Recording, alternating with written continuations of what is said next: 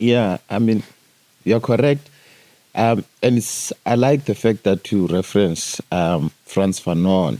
Um, in that book, Wretched of the Earth, the very first chapter concerning violence, if you read another version, is called On Violence.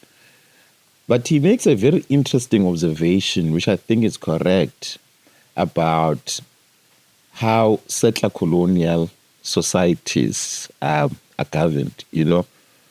In in a typical capitalist European society, um, for people to govern, how government is made and how people are made to submit to power is through what Marx would say the superstructure, right? Yeah. So you have the base and the superstructure. The superstructure is the laws, the taboos, the norms that we do for people to obey. Yes.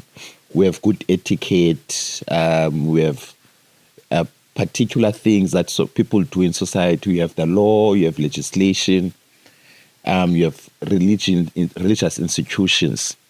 And these institutions, all of them combined as a superstructure, in a way guide people to behave in a particular manner. Yeah.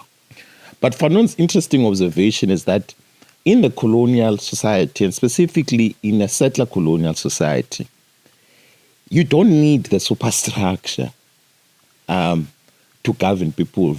Violence is enough, We, in a typical, for example, if you think about it, in a typical Western capitalist society, you stay in the ghetto because you are poor, because you didn't get education, and all of these things, right? If you work hard enough, you'll be able to get out. But in a settler colonial society, you stay in Kailicha for one reason and one reason only, because you are black. Yes. And you know that there's no superstructure that lies to you. There's no you are black, right? Yeah. And the way in which you are controlled is through violence, state violence. There are police everywhere that maintain this order.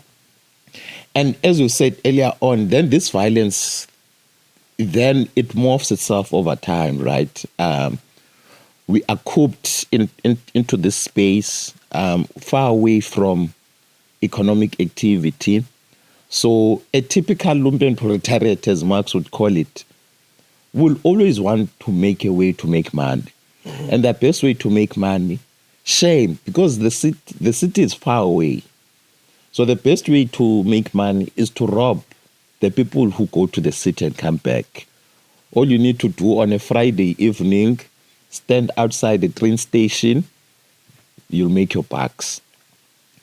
And once you coop up people in such a space, there is bound to be violence. It's the very structure of South African townships, and any township in a settler colonial country is built on this violence. And it will find itself in different ways. Currently now, I read earlier on that it's so fun. It's as if we live in Colombia. I was thinking about this thing. Somalian spaza shops in Kailicha were shut down for 2 days because the extortionist raised the price.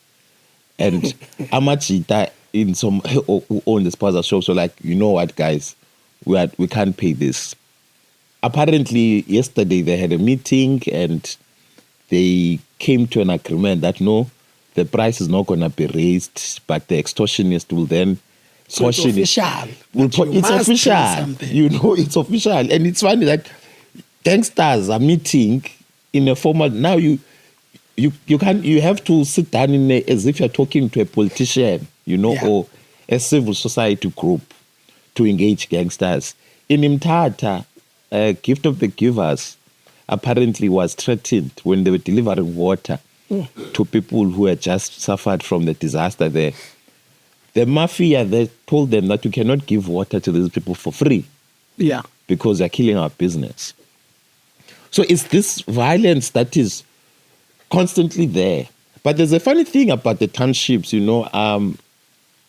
you had Mastlole earlier on. One of the things that Mastlole once said, and it's quite interesting, is that we then have this love-hate relationship with the township. Because as violent as it is, right? Yeah. For most of us who grew up there, we have, in all of its disastrous makeup, we still have good memories. Of course. Right? Of course. We have the memories, the captain of Proteas. From Kalanga. Yeah, from Kwalanga, you know. Yes. I'm pretty sure he has memories of himself playing cricket on the streets. I also have memories playing some cricket on the streets in Lower Crossroads. This is also where you probably found your first love. This is where you had your first kiss. You probably even remember that corner. You remember that person that you had your first kiss with. And these are memories that you cannot run away from, right? You are a human being. You have memories of your parents, you know, going to town or whatever.